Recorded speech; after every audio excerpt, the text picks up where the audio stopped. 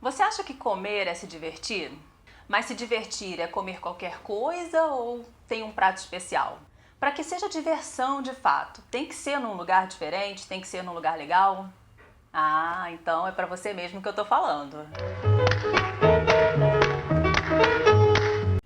Existe uma relação entre a cidade e a gastronomia, né? A cidade é o espaço que a gente tem muita oferta de serviços, infraestrutura, comércio, por todos os lados. A relação predominante é a relação de consumo.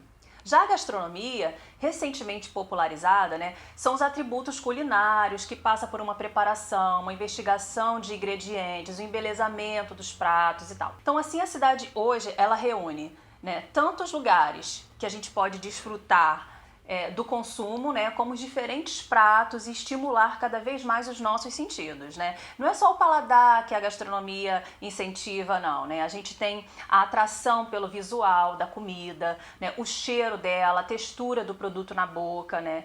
Se você concorda hoje em dia que sair para comer é se divertir, quando foi que isso passou a ser comum? A gente não tem dúvidas de que os hábitos urbanos, eles mudaram, né, a nossa cultura ao longo do tempo. E isso se dá sem que a gente perceba, porque os nossos hábitos, eles vão mudando mesmo. Então a comida, ela sempre reuniu pessoas em volta da mesa, fazia parte de um momento familiar. Só que a família também mudou.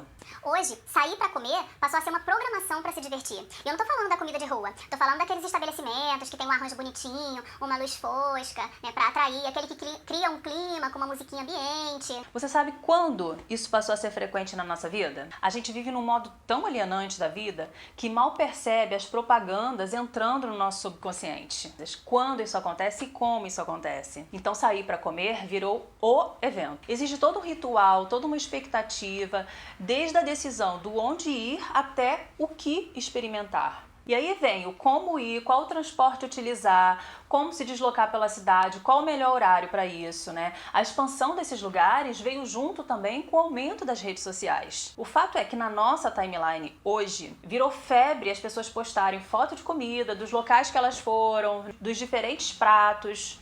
E isso vai compondo mensagens neurais para o nosso cérebro, fazendo com que a gente entenda que aquilo é bom e que a gente quer experimentar aquilo também, que a gente tem que participar desse momento. E não é só isso, tem os reality shows também, né, que trazem as mensagens de que aquilo é bom fazer, de que é bom experimentar, é bom consumir, né? E a gente também teve recentemente um boom desses reality shows. E a rua? Existe um monte de food trucks e food bikes espalhados em cada esquina. Os food trucks são aqueles veículos estilizados, né, que antigamente a gente chamava de trailer. Hoje tem um monte deles por aí que vende uma comida artesanal. Aliás, um parênteses, né? Porque esse artesanal, lembra aquele x-tudo que a gente comprava? Então, hoje, né, ele é um produto gourmet, né? E ele é vendido pelo dobro ou o triplo do preço, né? Porque a justificativa para o aumento do preço é de que ele é produzido para você. Então ele não é feito igual, padronizado para todos. Ele é feito ali naquele momento, por isso artesanal. E aí tudo isso vira tendência, né? E aí quando a gente tem um tempo livre, o que a gente quer? Comer. Quando tem o aniversário de alguém, o que a gente quer fazer? Ir para um boteco ou um restaurante, comer.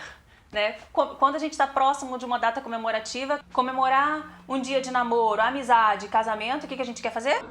Comer. O fato é que a gente, sociedade, a gente transforma o espaço a partir do valor que a gente costuma dar às coisas. E aí, atento a essas demandas de mercado, começa a pipocar em várias esquinas os food trucks, food bikes, nessas feirinhas de comidinhas regionais e um monte de outras coisas.